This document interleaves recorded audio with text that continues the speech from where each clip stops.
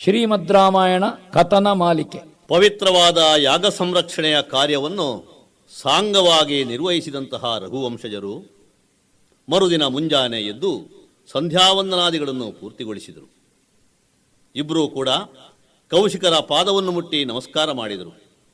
ಆಗ ವಿಶ್ವಾಮಿತ್ರರು, ವೀರರೇ, ಋಷಿ ಸಮುದಾಯದವರು ನಿಮ್ಮ ಭಾವಿ ಜೀವನವು ಯಶಸ್ವಿಯಾಗುವಂತೆ ಹರಸಿದ್ದಾರೆ. ಅಸುರರ ಭಯದಿಂದ ತತ್ತರಿಸಿ ಹೋದ ನಮ್ಮವರು ಈಗ ಸ್ವಚ್ಛಂದವಾಗಿ ತಿರುಗಾಡಬಹುದು. ಈ ದಾನವರ ಹನನ ಕಾರ್ಯ ಆದಲ್ಲಿಗೆ ನಿಮ್ಮ ಕರ್ತವ್ಯ ಮುಗಿಯಲಿಲ್ಲ. ನಿಮ್ಮನ್ನು ಅಯೋಧ್ಯೆಗೆ ಒಯ್ಯುವ ಬದಲು ಪ್ರಸಿದ್ಧವಾದ ಮಿಥಿಲಾ ನಗರಕ್ಕೆ ನಾನು ಕರೆದೊಯ್ಯುತ್ತಿದ್ದೇನೆ. ಅಲ್ಲಿಯ ದೊರೆ ಜನಕ ಮಹಾರಾಜ ಧರ್ಮಭೀರು. ತನ್ನ ಜೀವನವನ್ನು ಯಜ್ಞೋಪಾದಿಯಲ್ಲಿ ನಡೆಸಿಕೊಂಡು ಇತರರಿಗೆ ಆದರ್ಶವಾಗಿದ್ದಾನೆ. ಸದ್ಧರ್ಮನಿರತನಾದಂಥ ಅವನಿಗೆ ಅಧ್ವರವೊಂದನ್ನು ಮಾಡಿ ಅನುಗ್ರಹಪೂರ್ವಕವಾಗಿ ಸಿಕ್ಕಿದಂತಹ ಒಂದು ದಿವ್ಯ ಧನುಸ್ಸಿದೆ. ಅದು ಪರಮೇಶ್ವರ ಪ್ರದತ್ತವಾದಂತಹ ಧನುಸ್ಸು. ಸಂದರ್ಭಕ್ಕನುಸಾರವಾಗಿ ಅದರ ಪರೀಕ್ಷೆಯೂ ಕೂಡ ಆಗಬೇಕಾಗಿದೆ. ಮುಂದಕ್ಕೆ ಹೋಗೋಣ ಅಂತ ಹೇಳಿ ರಾಮಲಕ್ಷ್ಮಣರನ್ನು ಕರೆಕೊಂಡು ವಿಶ್ವಾಮಿತ್ರರು ಮುಂದುವರಿಯುತ್ತಾರೆ. ಹೋಗುತ್ತಾ ಹೋಗುತ್ತಾ ತಮ್ಮದೇ ಆದಂತಹ ಪೂರ್ವಕತೆಯನ್ನು ಕೂಡ ಅವರು ಹೇಳ್ತಾರೆ. ಕುಶನೆಂಬ ಮಹಾರಾಜನಿಗೆ ಕುಶಾಂಬ, ಕುಶನಾಭ, ಅಧೂರ್ತರ್ಜಸ, ವಸು ಎನ್ನುವಂಥ 4 ರಾಜಕುಮಾರರು. ಕುಶನಾಭನಿಗೆ ಗಾಧಿ ಎಂಬ ಪುತ್ರ. ಗಾಧಿ ಮಹಾರಾಜನ ಮಗನೇ ನಾನು. ಸಿಂಹಾಸನದ ಆಸೆಯನ್ನು ತೊರೆದು ನಾನು ಋಷಿಯಾದೆ. ನನ್ನ ಈ ಮನೋನಿಶ್ಚಯದಿಂದಾಗಿಯೇ ಜೀವನದ ಗತಿ ಬದಲಾಯಿತು ಅಂತ ಹೇಳಿ ತನ್ನ ಕಥೆಯನ್ನು ಕೂಡ ವಿಶ್ವಾಮಿತ್ರರು ಹೇಳ್ತಾರೆ. ಮರುದಿನ ಪ್ರವಾಸವನ್ನು ಮುಂದುವರಿಸಿ ಸೂರ್ಯಕುಲಜರಾದಂತಹ ಸಗರ, ದಿಲೀಪ, ಭಗೀರಥ ಮುಂತಾದ ಮಹಾರಾಜರ ಸಾರ್ಥಕ ಜೀವನದ ಸಾಹಸಮಯ ಕಾರ್ಯಗಳ ಕಥೆಯನ್ನೂ ಹೇಳ್ತಾರೆ. ಅದರ ಜೊತೆಗೆ ಲೋಕಪಾವನೆಯಾದ ಜಾಹ್ನವೀ ನದಿಯ ಅವತರಣದ ಪುಣ್ಯಕಥೆಯನ್ನು ವಿವರಿಸುತ್ತಾರೆ. 3 ದಿಕ್ಕುಗಳಲ್ಲಿ ಹೇಗೆ ಹರಿದು ತ್ರಿಪಥಗ ಎಂದೆನಿಸಿಕೊಂಡಿದ್ದಾಳು ಗಂಗಾ ತಾಯಿ, ಅವಳು ಇವತ್ತು ಪವಿತ್ರವಾದಂಥ ಪುಣ್ಯವಾಹಿನಿಯಾಗಿ ಹರಿತಾ ಇರುವಂತಹ ಕಥೆಯನ್ನು ಕೂಡ ಹೇಳ್ತಾರೆ. ಹಾಗೆ ಮುಂದುವರಿದು ಹೋದಾಗ ಒಂದು ಕಡೆ ಗಕ್ಕನೇ ನಿಂತು ಬಿಡುತ್ತಾನಂತೆ ರಾಮಚಂದ್ರ. ಮಿಥಿಲೆಯ ಬಳಿ ಇರುವಂಥ ಈ ವನದಲ್ಲಿ ಅದೇನು ಅಂತಹ ಮಹತ್ವ ಇದೆ ಎನ್ನುವ ಪ್ರಶ್ನಾರ್ಥಕ ಚಿಹ್ನೆಯನ್ನು ಗಮನಿಸಿ ಹೇಳ್ತಾರೆ ವಿಶ್ವಾಮಿತ್ರರು, ಮಗನೇ, ಇಲ್ಲಿಯೇ ಮಹರ್ಷಿಗಳಾದಂಥ ಗೌತಮರು ವಾಸವಾಗಿದ್ದಾರೆ. ಸಾಧ್ವಿಯಾದ ಅಹಲ್ಯೆಯೇ ಅವರ ಸತಿ. ಪತಿ ಇಲ್ಲದ ವೇಳೆಯಲ್ಲಿ ಸ್ವರ್ಗಾಧಿಪತಿಯಾದಂಥ ದೇವೇಂದ್ರ ಇಲ್ಲಿಗೆ ಆಗಮಿಸಿದ್ದ. ಆತನ ಕುಹಕೋಪಾಯಕ್ಕೆ ಒಳಗಾದಂತಹ ಪರಮಪಾವನೆ ಅಹಲ್ಯೆ ತನ್ನ ಪತಿಯಿಂದ ಶಾಪಕ್ಕೆ ಬಲಿಯಾದಂಥ ಒಂದು ಸನ್ನಿವೇಶ ಜರುಗಿತು. ಆ ಕಾರಣದಿಂದ ಕಲ್ಲಿನಂತೆ ಬಿದ್ದಿದ್ದಾಳೆ. ಅವಳೇ ಈ ಶಿಲಾತಪಸ್ವಿನಿ. ಮೌನವಾಗಿದ್ದು ನಿನ್ನ ಬರೋಣವನ್ನು ಭಕ್ತಿಯಿಂದ ಕಾಯುವ ಹಾಗಿದೆ. ಭಾವುಕ ಜನರಿಗೆ ನಿನ್ನ ಪಾದದ ಮಹಿಮೆಯ ಅರಿವಿದೆ. ಲೋಕೋದ್ಧಾರಕಳಾದ ಗಂಗಾಮಾತೆಯು ನಿನ್ನ ಪಾದದಿಂದ ಉದ್ಭವಿಸಿದವಳು. ಆ ದಿವ್ಯ ಪಾದಗಳು ಒಮ್ಮೆ ಈ ಕಲ್ಲನ್ನೂ ಸ್ಪರ್ಶಿಸಲಿ, ಸ್ಪರ್ಶ ಮಾತ್ರದಿಂದ ಆ ಮಹಾಸತಿಯ ಶಾಪ ವಿಮೋಚನೆಯಾಗುತ್ತದೆ ಅಂತ ಹೇಳಿದರು. ರಘುವರ ತಡ ಮಾಡಲಿಲ್ಲ. ಕರಿಕಲ್ಲಿನ ಮೇಲೆ ಕಾಲಿಟ್ಟದ್ದೇ ತಡ. ಕಲ್ಲಾಗಿ ಬಿದ್ದಿದ್ದ ಅಹಲ್ಯೆ ಶಶರೀರಳಾಗಿ ಎದ್ದು ನಿಂತು ಕೈ ಮುಗಿದು ನಮಸ್ಕರಿಸ್ತಾಳೆ. ಶಿರವಾಗಿ ತನ್ನ ತಪ್ಪಿಗಾಗಿ ಪಶ್ಚಾತ್ತಾಪವನ್ನು ಕೂಡ ಪಡ್ತಾಳೆ. ಅದೇ ಹೊತ್ತಿಗೆ ಮಹರ್ಷಿಗಳಾದಂಥ ಗೌತಮರು ಅಲ್ಲಿಗೆ ಆಗಮಿಸುತ್ತಾರೆ. ಅಹಲ್ಯ ಗೌತಮರ ದಾಂಪತ್ಯವನ್ನು ಒಂದುಗೂಡಿಸಿದ ಪುಣ್ಯ ಮೂರ್ತಿ ಶ್ರೀರಾಮನಾಗ್ತಾನೆ. ವಿಶ್ವಾಮಿತ್ರರು ರಾಮಲಕ್ಷ್ಮಣರು ಅಲ್ಲಿಂದ ಮುಂದೆ ಪ್ರಯಾಣ ಬೆಳೆಸಿ ಜನಕನಗರಿಯನ್ನು ಪ್ರವೇಶಿಸುತ್ತಾರೆ. ಕೌಶಿಕರ ಆಗಮನವನ್ನು ಗಮನಿಸಿದಂತಹ ನಿಮಿವಂಶಾಧಿಪ ಜನಕ ಮಹಾರಾಜ ರಾಜವೈಭವದಿಂದ ಅವರನ್ನು ಸ್ವಾಗತ ಮಾಡ್ತಾನೆ. ನಿಮಿವಂಶ ಅಂತ ಹೇಳಿದರೆ ಶ್ರೀಮನ್ನಾರಾಯಣನ ತೊಡಗಿ ಚತುರ್ಮುಖ ಬ್ರಹ್ಮ, ಮರೀಚಿ, ಕಶ್ಯಪ, ವಿವಸ್ವಾನ್, ಶ್ರಾದ್ದದೇವ, ಇಕ್ಷಾಕು, ನಿಮಿ, ಜನಕ ಹೀಗೆ ಮುಂದುವರೆದಂತಹ ಮಹಾವಂಶವದು. ಜನಕ ಮಹಾರಾಜ ಇವರನ್ನು ಕಂಡು ನಮಸ್ಕರಿಸಿದಾಗ ವಿಶ್ವಾಮಿತ್ರರು ಹೇಳ್ತಾರೆ, ಮಹಾರಾಜ, ಈ ಸುಕುಮಾರರು ಪರಾಕ್ರಮದಲ್ಲಿ ಕೈಲಾಸಾಧಿಪತಿಯಾದ ರುದ್ರದೇವರನ್ನು ಮೀರಿಸಬಲ್ಲವರು. ಸುಂದರ ರೂಪದಲ್ಲಿ ಅಶ್ವಿನೀ ದೇವತೆಗಳಿಗೆ ಸಮಾನರಾದವರು. 16 ಸಂವತ್ಸರಗಳನ್ನು ದಾಟದಿದ್ದರೂ ಅಣಿಮಾದಿ ಅಷ್ಟಸಿದ್ಧಿಗಳಿಂದ ದುಷ್ಟಶಕ್ತಿಯನ್ನು ಪ್ರದರ್ಶಿಸುತ್ತಿದ್ದ ಸುಬಾಹು, ತಾಟಕಿ, ಮಾರೀಚರನ್ನು ಸೋಲಿಸಿ ಸಿದ್ಧಾಶ್ರಮದಲ್ಲಿ ಶಾಂತಿಯು ಸ್ಥಿರವಾಗಿ ನೆಲೆಸುವಂತೆ ಶ್ರಮಪಟ್ಟಿದ್ದಾರೆ. ದಾರಿಯಲ್ಲಿ ಬರುವಾಗ ಶ್ರೀರಾಮಚಂದ್ರ ಮಹಾಸತಿ ಅಹಲ್ಯೆಯ ಉದ್ಧಾರ ಮಾಡಿದ್ದಾನೆ. ಇವರು ಜಗದ್ವಿಖ್ಯಾತರಾದ ಸೂರ್ಯವಂಶದ ಕುಡಿಗಳು, ರಾಜ ದಶರಥ ಚಕ್ರವರ್ತಿಯ ಮೋಹದ ಕುಮಾರರು ಅಂತ ಪರಿಚಯ ಮಾಡಿಸ್ತಾನೆ. ರಾಮನನ್ನು ಹೊಗಳಿದ್ದನ್ನು ಕೇಳಿದಂತಹ ಆ ಜನಕ ಮಹಾರಾಜನಿಗೆ ದಶರಥ ಕುಮಾರ ಶ್ರೀರಾಮಚಂದ್ರ ಕರ್ಮಯೋಗಿಯಂತೆ ಕಾಣುತ್ತಾನೆ. ಮನಸ್ಸಿನಲ್ಲಿ ಆಸೆ ಚಿಗುರಿಸ್ತದೆ. ನನ್ನ ಸುತೆಯಾದ ಸೀತೆಗೆ ಈತನೇ ಪತಿಯಾಗಬಹುದಲ್ಲವೇ? ಜಗತ್ತಿನ ಪ್ರತಿಯೋರ್ವ ತಂದೆಯೂ ಶ್ರೇಷ್ಠ ಅಳಿಯನನ್ನು ಬಯಸುವಂಥದ್ದು ಸಹಜವೇ. ಸೀತೆಯ ಸ್ವಯಂವರಕ್ಕೆ ಎಲ್ಲ ಏರ್ಪಾಟುಗಳು ನಡೆಯುತ್ತದೆ. ಮಹಾರಾಜ ಮಗಳ ಮದುವೆಯ ವ್ಯವಸ್ಥೆಯನ್ನು ಮಾಡುವಾಗ ದೂರ ದೂರದ ದೇಶಗಳಿಂದ ರಾಜ ಮಹಾರಾಜರು, ಯುವರಾಜರು, ಮಂತ್ರಿಗಳು, ಮಹಾಜನರು, ಮಾಂಡಲಿಕರು ಆಗಮಿಸಿದ್ರು. ರಾಜಧಾನಿಯ ಒಳಗೂ ಹೊರಗೂ ಸ್ಥಾನಮಾನಕ್ಕೆ ಅನುಗುಣವಾಗಿ ಅವರಿಗೆ ಯೋಗ್ಯ ವ್ಯವಸ್ಥೆಗಳನ್ನು ಜನಕ ಮಹಾರಾಜ ಮಾಡ್ತಾನೆ. ಜನಕನ ರಾಜ್ಯ ಅಂತ ಹೇಳಿದರೆ ಭೂದೇವಿಯ ಕಂಠದಲ್ಲಿರತಕ್ಕ ನವರತ್ನ ಮಾಲಿಕೆಯಂತೆ ಶೋಭಿಸುವಂಥದ್ದು. 2 ಯೋಜನಗಳ ವಿಸ್ತೀರ್ಣವಿದ್ದ ಸ್ವಯಂವರ ಮಂಟಪ ಚಿನ್ನದ ಶ್ರೀಗಂಧದ ಕಂಬಗಳಿಂದ, ಅಮೃತಶಿಲೆಯ ನೆಲ ಮತ್ತು ಗೋಡೆಗಳಿಂದ, ರತ್ನದ ಜಾಲರಿಗಳಿಂದ ಅಲಂಕೃತವಾಗಿತ್ತು. ನಿಯೋಜಿತವಾದಂಥ ದಿನ ಬೆಳಿಗ್ಗೆ ಎಲ್ಲರೂ ಕೂಡ ಸಭಾಮಂಟಪದಲ್ಲಿ ಸೇರ್ತಾರೆ. ಮಹಾರಾಜನ ಅಭೀಷ್ಟದ ಹಾಗೆ ಅವನ ಸಹೋದರನಾದ ಕುಶಧ್ವಜ ಸೀತೆಯನ್ನು ಕರೆತರ್ತಾನೆ. ಕ್ಷೀರಧ್ವಜನಾದಂಥ ಜನಕ ಮಹಾರಾಜನಿಗೆ ಯಜ್ಞಭೂಮಿಯನ್ನು ಉಳುವಾಗ ಚಿನ್ನದ ಪೆಟ್ಟಿಗೆಯಲ್ಲಿ ಸಿಕ್ಕಿದಂಥ ಸುಕುಮಾರಿ ಭೂಮಿಪತ್ರಿಯಾದಂತಹ ಸೀತೆ. ಪ್ರಕೃತಿ ದೇವಿಯ ಸುಕುಮಾರಿಯಾಗಿರತಕ್ಕಂಥ ಜಾನಕಿಯ ಅಂದಚಂದವನ್ನು ವರ್ಣಿಸುವುದಕ್ಕೆ ಸಾಧ್ಯ ಇಲ್ಲ. ಗುಂಗುರು ಕೂದಲು, ಕೆಂಡ ಸಪ್ಪಿಗೆ ಎತ್ತಿರುವಂತಹ ಮೂಗು, ಕಾಮನ ಬಿಲ್ಲಿನಂತಹ ಹುಬ್ಬು, ಕಮಲ ದಳವನ್ನು ಹೋಲುವ ಚಂಚಲಾಕ್ಷಿಗಳು, ಕನ್ನಡಿಯಂತೆಸೆವ ಕಪೋಲ, ಮಲ್ಲಿಗೆ ಮೊಗ್ಗಿನಂತಿರುವ ದಂತಪಂಕ್ತಿಗಳು, ನಡು ಬಳುಕುವ ದೇಹ, ಕಣ್ಣು ಕುಕ್ಕುವ ಶರೀರ ಕಾಂತಿ ಎಲ್ಲರ ಮನಸ್ಸನ್ನು ಸೂರೆಗೊಂಡಿತ್ತು. ಅಯೋನಿಜೆ ಸೀತೆಯನ್ನು ಬಾಲೆಯರು ಶೃಂಗಾರ ಮಾಡ್ತಾರೆ. ಆನೆಯ ಮೇಲೆ ಅಂಬಾರಿ ಹಾಕಿ ಕುಳ್ಳಿರಿಸಿ ವಿಜೃಂಭಣೆಯ ಮೆರವಣಿಗೆಯಲ್ಲಿ ಸ್ವಯಂವರ ಮಂಟಪಕ್ಕೆ ಕರೆತರ್ತಾರೆ. ಮಂಗಳಾಂಗಿಯರು ಚಿನ್ನದ ಹರಿವಾಣದಲ್ಲಿ ಪನ್ನೀರು ದಾನಿ ಸುಗಂಧ ದ್ರವ್ಯಗಳನ್ನು ಒಯ್ದು ಹಿಂಬಾಲಿಸುತ್ತಾರೆ. ರಾಜನ ಸಹೋದರ ಕುಶಧ್ವಜ ಸೀತೆಗೆ ಸಭಾಮಂಟಪದಲ್ಲಿ ಅತಿಥಿಗಳನ್ನು ಪರಿಚಯಿಸುತ್ತಾ ಹೇಳ್ತಾನೆ, ಸೀತಾ, ನಿನ್ನನ್ನು ವರಿಸಲು ಆಶೀರ್ವದಿಸಲು ಸಕಲ ರಾಜ್ಯಗಳಿಂದಲೂ ರಾಜಮಹಾರಾಜರು ಚಿತ್ತೈಸಿದ್ದಾರೆ. ಪ್ರಮಥ ಗಣಗಳು, ದೇವಾದಿದೇವತೆಗಳು, ತ್ರೈಲೋಕದಲ್ಲಿ ಕೀರ್ತಿಧ್ವಜವನ್ನು ಹಾರಿಸಿದವರು ಕೂಡ ಇಲ್ಲಿದ್ದಾರೆ. ಇವರಲ್ಲಿ ಯಾರನ್ನು ಬೇಕಾದರೂ ನೀನು ಒಪ್ಪಬಹುದು. ನೀನು ವರಿಸಿದವ ಜನಕನ ಅಳಿಯನಾಗ್ತಾನೆ ಅಂತ ಹೇಳ್ತಾರೆ. ಒಬ್ಬರನ್ನೊಬ್ಬರು ನೋಡುತ್ತಿದ್ದ ಹಾಗೆ ರಾಜ ಡಂಗುರ ಸಾರಿಸ್ತಾನೆ. ಪರಾಕ್ರಮೆ ಪಣವಾಗಿರತಕ್ಕಂತಹ ಶಿವಧನುಸನ್ನು ಭಂಗಿಸಿ ಸೀತೆಯನ್ನು ವಿವಾಹವಾಗಲು ಇಚ್ಛಿಸುವವರು ಮುಂದೆ ಬರಬಹುದು ಅಂತ ಪ್ರಕಟಪಡಿಸ್ತಾನೆ. ಸಭಾಸದರ ಸಮಕ್ಷಮಕ್ಕೆ ಆಗಮಿಸಿದ ಮೇಲೆ ಆ ವೀರರೆಲ್ಲರಿಗೆ ಶಿರಬಾಗಿ ನನ್ನ ಆಮಂತ್ರಣವನ್ನು ಗೌರವ ಕೊಟ್ಟು ನೀವೆಲ್ಲರೂ ತುಂಬು ಹೃದಯದಿಂದ ಬಂದಿದ್ದೀರಿ. ನೀವು ಈ ಸ್ವಯಂವರದಲ್ಲಿ ಪಾಲ್ಗೊಂಡು ನಿಮ್ಮದಾದಂಥ ಪಂಥ ಪೌರುಷವನ್ನು ಮೆರೆಸಬಹುದು ಅಂತ. ರಾಜನ ಪ್ರಕಟಣೆ ಮುಗಿದಲ್ಲಿಗೆ ಒಬ್ಬರ ಹಿಂದೊಬ್ಬರು ಭೂಮಿಸುತೆಯನ್ನು ತನ್ನ ಭಾರ್ಯೆಯನ್ನಾಗಿ ಮಾಡಿಕೊಳ್ಳುವಂಥ ಉತ್ಸಾಹದಿಂದ ಬಿಲ್ಲನ್ನೆತ್ತಲು ಹೆಜ್ಜೆ ಹಾಕುತ್ತಾರೆ. ಆದರೆ ಯಾರಿಂದಲೂ ಸಾಧ್ಯವಾಗುವುದಿಲ್ಲ. ಜನಕರ ಪೂರ್ವಜನಾದಂಥ ದೇವರಾತನಿಗೆ ಪರಮೇಶ್ವರನೇ ಕೊಟ್ಟಂಥ ಸುನಾಭ ನಾಮಕ ಬಿಲ್ಲದು. ಅಷ್ಟು ಸುಲಭದಲ್ಲಿ ಎತ್ತುವುದಕ್ಕೆ ಸಾಧ್ಯವಾಗಲಿಲ್ಲ ಯಾರಿಂದಲೂ. ಮೇಲೆತ್ತುವ ಮಾತಿರಲಿ, ಆ ಮಹಾಧನುಸ್ಸನ್ನವರ ಕೈಯಿಂದ ಅಲುಗಾಡಿಸಲು ಸಾಧ್ಯ ಆಗಲಿಲ್ಲ. ಲಾಳ, ಚೋಳ, ಪಾಂಚಾಲ, ಕಳಿಂಗ, ನೇಪಾಳ, ಬಾಹಿಲಿಕ, ಪಾಂಡ್ಯ, ಸಿಂಧು ಈ ಎಲ್ಲ ರಾಜರು ಜಯಶೀಲರಾಗದೆ ಅಲ್ಲಿ ಸೇರಿರುವಂಥ ವನಿತೆಯರ ಅಪಹಾಸ್ಯಕ್ಕೆ ಒಳಗಾಗುತ್ತಾರೆ. ಅಲ್ಲಿ ಲಂಕೇಶ್ವರನಾದ ರಾವಣ ಕೂಡ ಇದ್ದ. ಆಮಂತ್ರಣ ಇಲ್ಲದಿದ್ದರೂ ಅವನು ಬಂದಿದ್ದ. ಎಲ್ಲರೂ ಸೋತದ್ದನ್ನು ನೋಡಿ ಸಭೆಯಿಂದ ಎದ್ದ. ಮೀಸೆ ತಿರುಹಿ ದಿಟ್ಟ ಹೆಜ್ಜೆಗಳನ್ನಿಟ್ಟುಕೊಂಡು ತನ್ನ ಭುಜವನ್ನು ಚಪ್ಪರಿಸಿಕೊಂಡು ಅಟ್ಟಹಾಸದಿಂದ ಶಿವಧನುಸಿನ ಬಳಿ ಸಾರಿದ. ಬೆನ್ನು ಬಗ್ಗಿಸಿ 2 ಕೈಗಳನ್ನು ಚಾಚಿ ತನ್ನಲ್ಲಿರುವ ಸರ್ವಶಕ್ತಿಯನ್ನು ಉಪಯೋಗಿಸಿ ಎತ್ತಲು ಪ್ರಯತ್ನಿಸಿದ. ಬಿಲ್ಲು ಮಿಸುಕಾಡದು. ಮೈ ಬೆವರಿತು, ಕೈ ಸೋತಿ ಬಳಲಿ ಹೋದ ರಾವಣ. ಕಟ್ಟ ಕಡೆಯ ಪ್ರಯತ್ನ ಮಾಡುವ ಹಂಬಲದಿಂದ ಪುನಃ ಕೈ ಹಾಕಿದ. ಪಾಪ, ದರ್ಪದ ಧನುಸು ಅವನನ್ನು ನೆಲಕ್ಕೆ ಕಡೆಯಿತು.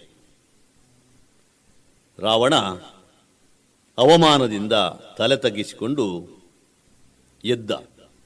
ಸೀತೆಯನ್ನು ಗೆದ್ದುಕೊಂಡು ಹೋಗಲಾಗದಿದ್ದರೆ ಸಂದರ್ಭ ಸಿಕ್ಕಿದಾಗ ಕದ್ದುಕೊಂಡಾದರೂ ಹೋಗುತ್ತೇನೆ, ಸಮಯ ಬರಲಿ ಅಂತ ಮನಸ್ಸಿನಲ್ಲಿ ಹೇಳಿಕೊಂಡು ಸಭಾಭವನವನ್ನು ಬಿಟ್ಟು ಹೋದ.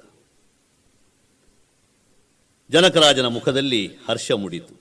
ಆದರೆ ಎಂತೆಂತಹ ವೀರಾಧಿವೀರರಿಂದಲೂ ಸಾಧ್ಯ ಆಗಲಿಲ್ಲಲ್ಲ, ಇನ್ನಾರೂ ಸೀತೆಯನ್ನು ವರಿಸತಕ್ಕವರು ಅಂತ ಬೇಗುದಿ ಉಂಟಾಯಿತು ಅವನಿಗೆ. ಉದ್ವೇಗದಿಂದ ಇದ್ದಾಗ ಮಹರ್ಷಿ ವಿಶ್ವಾಮಿತ್ರರು ತನ್ನ ಪ್ರಿಯ ಶಿಷ್ಯನಾದ ರಾಮನನ್ನು ನೋಡಿ ಕಣ್ಣು ಸನ್ನೆಯಿಂದ ಏಳುವ ಹಾಗೆ ಸೂಚಿಸ್ತಾರೆ. ಮೋಡಗಳ ಎಡೆಯಿಂದ ಮೂಡಿಬರುವ ರವಿಯಂತೆ ಶ್ರೀರಾಮಚಂದ್ರ ಸಭೆಯಲ್ಲಿ ಎದ್ದು ನಿಲ್ತಾನೆ. ಕವಿಗಳು, ಸಾಹಿತಿಗಳು ಸಮುದ್ರ ಮಥನ ಕಾಲದಲ್ಲಿ ಕ್ಷೀರಸಾಗರದಿಂದ ಎದ್ದು ಬಂದ ಮಿಂಚುವ ಅಮೃತ ಪಾತ್ರೆ ಇದು ಅಂತ ವರ್ಣಿಸಲಿಕ್ಕೆ ತೊಡಗಿದರು. ಆಜಾನುಬಾಹುವಾಗಿ ನಿಂತಿದ್ದ ರಘುವಂಶ ಲಲಾಮ ನೋಡುವವರ ಕಣ್ಣಿಗೆ ಭಾವಕ್ಕೆ ತಕ್ಕ ಹಾಗೆ ಕಾಣುತ್ತಾ ಇದ್ದ. ಶ್ರೀರಾಮ ಮುಂದೆ ಬಂದ, ಶಿವಧನುಸ್ಸನ್ನು ನೋಡಿದ. ಮಾತಾಪಿತೃಗಳಿಗೆ, ಗುರು ಹಿರಿಯರಿಗೆ ಮನಸ ವಂದಿಸಿ ಋಷಿಪುಂಗವರಾದ ವಿಶ್ವಾಮಿತ್ರ ವಸಿಷ್ಠರಿಗೆ ನಮಸ್ಕಾರ ಮಾಡಿ ಧನುಸ್ಸನ್ನು ಸ್ಪರ್ಶ ಮಾಡಿದ. ಕಬ್ಬಿನ ರಾಶಿ ಎಷ್ಟಿದ್ದರೇನು, ಅದು ಸಲಗಕ್ಕೆ ಗಣ್ಯವೇ? ತಿಮಿರದ ರಾಶಿ ರವಿಗೆ ಲೆಕ್ಕವೇ? ಬಾಳೆಯ ಗಿಡವನ್ನು ಆನೆ ಸೊಂಡಿಲಿನಿಂದ ಲೀಲಾಜಾಲವಾಗಿ ಉರುಳಿಸುವಂತೆ ವೀರನಾದ ಜಗದೇಕ ವೀರ ಶ್ರೀರಾಮ ಶಿವಧನುಸ್ಸನ್ನು ಎತ್ತಿ ಆಕರ್ಣಾಂತವಾಗಿ ಸೆಳೆದ. ಕೂಡಲೇ ನಿಟಿಲೆಂದು ಮುರಿದು ಆ ಧನುಸ್ಸು ನೆಲಕ್ಕೆ ಬಿತ್ತು. ತ್ರಿಭುವದಲ್ಲಣನಾದ ದಶವದನನಿಂದ 1 ಅಂಗುಲ ಎತ್ತರಕ್ಕೆ ಎತ್ತಲಾಗದ ಬಿಲ್ಲು ರಾಮನ ಹಸ್ತದಲ್ಲಿ ಅನಾಯಾಸವಾಗಿ ಮುರಿಯಲ್ಪಟ್ಟಾಗ ಜನಸ್ತೋಮ ಭಯದಿಂದ ಬೆರಗಾಯಿತು. ಈತ ಮಾನವನಲ್ಲ, ಮಾನವ ರೂಪದಲ್ಲಿ ಕಾಣಿಸಿಕೊಂಡ ಪುರುಷೋತ್ತಮ ಅಂತ ಸ್ತುತಿ ಮಾಡಿದರು. ಕೌಶಿಕನ ಸಂತೋಷಕ್ಕೆ ಪಾರವೇ ಇಲ್ಲ. ಸೀತೆ ಭಾವ ಪುಳುಕಿತಾಳಾದಳು. ಲಜ್ಜೆಯಿಂದ ಮೆಲ್ಲನೆ ಹೆಜ್ಜೆ ಇಟ್ಟು ಮುಂದೆ ಬಂದು ಕತ್ತನ್ನು ಬಗ್ಗಿಸಿ ಕೈಯಲ್ಲಿ ಹಿಡಿದ ಮಂದಾರ ಪುಷ್ಪಮಾಲಿಕೆಯನ್ನು ತನ್ನ ಒಲವಿನ ನಲ್ಲ ರಾಘವನ ಕೊರಳಿಗೆ ಹಾಕಿದಳು. ಜನಕನ ಮನಸ್ಸು ಮಳೆಗಾಲದಲ್ಲಿ ನೀರು ತುಂಬಿದ ನದಿಯ ಹಾಗಾಯಿತು. ರಾಜಕುಮಾರನ ರೂಪಾತಿಶಯವನ್ನು ನೋಡಿದಂತಹ ಸಖಿಯರು ನೂತನ ದಂಪತಿಗಳು ಲಕ್ಷ್ಮೀನಾರಾಯಣರಂತೆ ಶಿವಪಾರ್ವತಿಯರಂತೆ ಕಂಗೊಳಿಸುತ್ತಾರೆ ಅಂತ ಮನಸಾರೆ ಶ್ಲಾಘಿಸಿದರು. ಅಯೋಧ್ಯೆಗೆ ಶುಭವಾರ್ತೆ ಮುಟ್ಟಿತು. ಎಲ್ಲರ ಜೊತೆಯಲ್ಲಿ ದಶರಥ ಮಹಾರಾಜ ದಿಬ್ಬಣ ಸಮೇತವಾಗಿ ಜನಕರಾಜನ ಭವನಕ್ಕೆ ಬರ್ತಾನೆ, ಮಿಥಿಲೆಗೆ. ತನ್ನ ಮಕ್ಕಳ ಉದ್ಧಾರಕ್ಕೋಸ್ಕರವಾಗಿಯೇ ಮಹಾಮುನಿಯಾದ ವಿಶ್ವಾಮಿತ್ರ ಇವರನ್ನು ಇಲ್ಲಿಗೆ ಕರ್ಕೊಂಡು ಬಂದಿದ್ದಾನೆ ಅಂತ ದಶರಥ ಭಾವಿಸ್ತಾನೆ. ವಿವಾಹ ಸಮಾರಂಭಕ್ಕೆ ಬೇಕಾದ ಎಲ್ಲ ಸಿದ್ಧತೆಗಳು ನಡೆಯುತ್ತದೆ. ವಂದಿಮಾಗಧರು, ಪರಿಜನರು, ಪುರಜನರು ಕೊಂಬು ಕಹಳೆ ಸಹಿತ ಅಲ್ಲಿ ನೆರವೇರುತ್ತಾರೆ. ಬ್ರಾಹ್ಮಣರು ತಲೆಯಲ್ಲಿ ಹೊತ್ತುಕೊಳ್ಳಲು ಸಾಕು ಬೇಕಾಗುವಷ್ಟು ದಾನಗಳನ್ನು ಸ್ವೀಕಾರ ಮಾಡುತ್ತಾರೆ. ನಾ ಭೂತೋ ನಾ ಭವಿಷ್ಯತಿ ಎನ್ನುವ ರೀತಿಯಲ್ಲಿ ಮದುವೆಯ ಸಮಾರಂಭ ನೆರವೇರುತ್ತದೆ. ಜನಕ ಮಹಾರಾಜ ಶ್ರೀರಾಮನ ಬಳಿ ಬಂದು, ರಾಜಕುಮಾರ, ಭೂಭುಜರು ತುಂಬಿದ ಸಭೆಯಲ್ಲಿ ಶಿವಧನುಸ್ಸನ್ನು ಮುರಿದು ನನ್ನ ಮಗಳನ್ನು ವರಿಸಿದೆ. ಈ ನನ್ನ ಪ್ರೀತಿ ವಾತ್ಸಲ್ಯದ ಕಣ್ಮಣಿ ಇನ್ನು ಮುಂದೆ ನಿನ್ನ ಬಾಳ ಸಂಗಾತಿ, ನಿನ್ನ ಸಹಧರ್ಮಿಣಿಯೂ ಹೌದು, ಸಹಚರಿಯೂ ಹೌದು. ಇಯಂ ಸೀತಾ ಮಮ ಸುತ ಸಹಧರ್ಮನೀ ತವ. ಇವಳನ್ನು ಪ್ರೇಮದಿಂದ ಸಾಕು ಅಂತ ಗಳಗಳನೆ ಹತ್ತು ಬಿಟ್ಟನಂತೆ. ಸರಿ, ಮಧುಮಕ್ಕಳನ್ನು ಕರ್ಕೊಂಡು ಜನಕರಾಜನನ್ನು ಸಂತೈಸಿ ರಾಜನಾದಂಥ ದಶರಥ ಚಕ್ರವರ್ತಿ ಅಯೋಧ್ಯಾಭಿಮುಖನಾಗಿ ಹೊರಡುತ್ತಾನೆ. ಆ ಸಂದರ್ಭದಲ್ಲಿ ಮಧ್ಯ ಮಾರ್ಗದಲ್ಲಿ ಕೋಪಾವಿಷ್ಟನಾದಂಥ ಭಾರ್ಗವರಾಮನನ್ನು ಎದುರಿಸಬೇಕಾಗುತ್ತದೆ. ಪರಶುರಾಮನ ವಿಕ್ರಮದ ಪೂರ್ವವೃತ್ತಾಂತವನ್ನು ತಿಳಿದ ಅನೇಕರು ಆತನ ಶೌರ್ಯಕ್ಕೆ ಹೆದರಿ ಇನ್ನೇನು ಉಪಾಯ ಅಂತ ಹೇಳಿ ಹಿಂದಕ್ಕೆ ಹೋಗಲಾರಂಭಿಸಿದ್ರಂತೆ. ಆದರೆ ಶ್ರೀರಾಮಚಂದ್ರ ಭಾರ್ಗವನ ಆರ್ಭಟಕ್ಕೆ ಕಿಂಚಿತ್ತೂ ಹೆದರಲಿಲ್ಲ. ಕಾಳಗವನ್ನೇ ಮಾಡಿದ. ಕೈಯಲ್ಲಿದ್ದ ವೈಷ್ಣವ ಧನುಸ್ಸನ್ನು ಕಿತ್ತುಕೊಂಡು ಪರಶುರಾಮನ ಪುಣ್ಯರಾಶಿಯನ್ನು ಭಗ್ನಗೊಳಿಸಿದ. ರಾಮನ ಅಪ್ರತಿಮ ಪ್ರಚಂಡ ಶಕ್ತಿಯನ್ನು ಗಮನಿಸಿ ತನ್ನ ಮುಂದಿನ ಅವತಾರ ಇದು ಅಂತ ಮನಸ ನಿಶ್ಚಯಿಸಿ ವೈಷ್ಣವ ಧನುಸ್ಸು ಶ್ರೀರಾಮನದಾಗಿರಲೆಂದು ಆಶೀರ್ವಾದ ಮಾಡಿ ಅದನ್ನವನಿಗೆ ಕೊಟ್ಟುಬಿಟ್ಟ. ಅಕಸ್ಮಾತ್ತಾಗಿ ಎದುರಿಸಿದ ವಿಘ್ನ ದೂರವಾದುದರಿಂದ ದಶರಥ ನಿಟ್ಟುಸಿರನ್ನು ಬಿಡ್ತಾನೆ. ಪರಿವಾರವೆಲ್ಲವೂ ಪ್ರಯಾಣದ ಮೇಲೆ ಪ್ರಯಾಣವನ್ನು ಮಾಡುತ್ತಾ 3 ದಿನಗಳಲ್ಲಿ ಸಾಕೇತವನ್ನು ಪ್ರವೇಶ ಮಾಡುತ್ತದೆ. ರಾಜರಾಣಿಯರ ಆನಂದಕ್ಕೆ ಪಾರವೇ ಇರುವುದಿಲ್ಲ. ವಿವಾಹವಾಗಿ ಅರಮನೆ ಪ್ರವೇಶ ಮಾಡಿದಂತಹ ನೂತನ ರಾಜಕುವರಿಯರು ತಮ್ಮ ಪತಿಗೆ ತಕ್ಕ ಆದರ್ಶ ಸತಿ ಎನಿಸಿಕೊಂಡರು. ಅಂದರೆ ಭರತ ಶತ್ರುಘ್ನರಿಗೂ ಲಕ್ಷ್ಮಣನಿಗೂ ಅಲ್ಲಿ ವಿವಾಹ ಆಗುತ್ತದೆ. ಯುಧಾಜಿತ್ತನ ಮಕ್ಕಳಾದಂತಹ ಮಾಂಡವಿ ಶ್ರುತಕೀರ್ತಿಯರನ್ನು ಶತ್ರುಘ್ನ ವರಿಸಿದರೆ ಜನಕನ ಮಗಳಾದಂಥ ಊರ್ಮಿಳೆಯನ್ನು ಲಕ್ಷ್ಮಣ ವರಿಸಿರ್ತಾನೆ. ಪ್ರಜಾ ಸಮುದಾಯಕ್ಕೆ ಎಲ್ಲಿಲ್ಲದ ಆನಂದವಾಗುತ್ತದೆ. ಸ್ವಲ್ಪ ದಿನಗಳಲ್ಲಿಯೇ ಕೇಕೆಯ ರಾಜನಾದ ಯುಧಾಜಿತುವಿನ ಆಶೆಯಂತೆ ಭರತ ಶತ್ರುಘ್ನರು ಸೋದರ ಮಾವನಲ್ಲಿಗೆ ಹೋಗುತ್ತಾರೆ. ಮಹಾರಾಜ 3 ರಾಣಿಯರೊಂದಿಗೆ ಮತ್ತು ಮನೆಗೆ ಪ್ರವೇಶಿಸಿದ ಹೊಸ ಸೊಸೆಯರೊಂದಿಗೆ ಸುಖ ಸಂತೋಷದಿಂದ ದಿವಸಗಳನ್ನು ಕಳೆಯುತ್ತಾ ಇದ್ದಾನೆ. ಶತಮಗನಿಗೆ ಮನಸೋತು ವಶವಾದ ಸತಿಯನ್ನು ಶಪಿಸುತ್ತೆ ಮುನಿ ದೂರ ಹೋದ.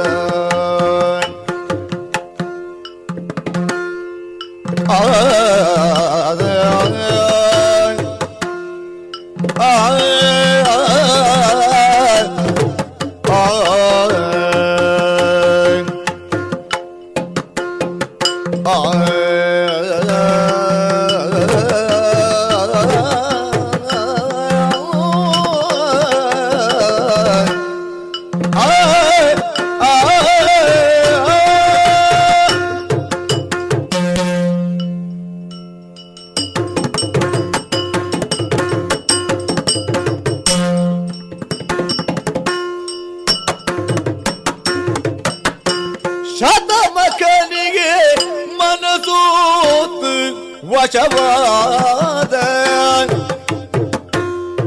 ಸತಿಯ ಶಪಿಸುತ್ತೆ ಮುನಿ ದೂರ ಹೋದ. ಮಿಥಿಲೇಂದ್ರ ಸುತೆಯನು ಶಿವಧನು ಮುರಿದು ಮಿಥಿಲೇಂದ್ರ ಸುತೆಯನ್ನು ಶಿವಧನು ಮುರಿದು ಹಿತದಿಲ್ಲದೆ ಪರಿಕಂಡಿ ಭಾರ್ಗವ ತಡೆದು ಶತಮಕನಿಗೆ ಮನಸೋತು ವಶವಾದ ಸತಿಯನ್ನು ಶಪಿಸುತ್ತ ಮುನಿ ದೂರ ಹೋದಾನ.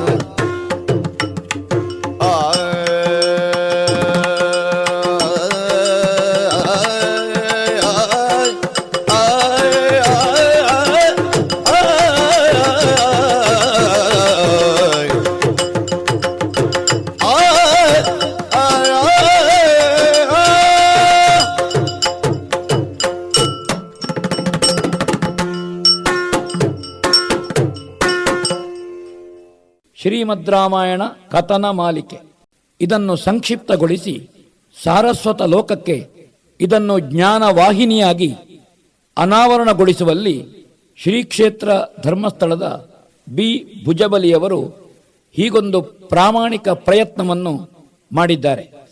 ಇದರ ಸಂಕಲನ ಮತ್ತು ಗೇಯ ಸಾಹಿತ್ಯ ಯಕ್ಷಗಾನದ ತೆಂಕು ಬಡಗಿನ ವೇಷಧಾರಿ, ಅರ್ಥಧಾರಿ ಮತ್ತು ಕವಿ ಸಿದ್ದಕಟ್ಟೆ ವಿಶ್ವನಾಥ ಶೆಟ್ಟಿ. ಇವರೊಂದಿಗೆ ಸಹಕರಿಸಿದವರು ಕೆ ರತ್ನವರ್ಮ ಜೈನ್, ರತ್ನತ್ರಯ ಧರ್ಮಸ್ಥಳ ಮತ್ತು ಮಲ್ಲಿನಾಥ್ ಜೈನ್, ಶ್ರೀಕ್ಷೇತ್ರ ಧರ್ಮಸ್ಥಳ. ಹಿಮ್ಮೇಳದಲ್ಲಿ ವರ್ತಮಾನದ ಶ್ರೇಷ್ಠ ಯುವ ಭಾಗವತ ಪಟ್ಲ ಸತೀಶ ಶೆಟ್ಟಿ ಹಾಗೂ ಪಕ್ಕವಾದ್ಯದಲ್ಲಿ ಪದ್ಮನಾಭ ಉಪಾಧ್ಯಾಯ ಮತ್ತು ಲವಕುಮಾರ್. ಅರ್ಥವಿಸಿದವರು ಪ್ರಾಧ್ಯಾಪಕರು, ಅರ್ಥಧಾರಿ, ಸಂಘಟಕ ಸಿದ್ದಕಟ್ಟೆ ವಿಶ್ವನಾಥ ಶೆಟ್ಟಿ.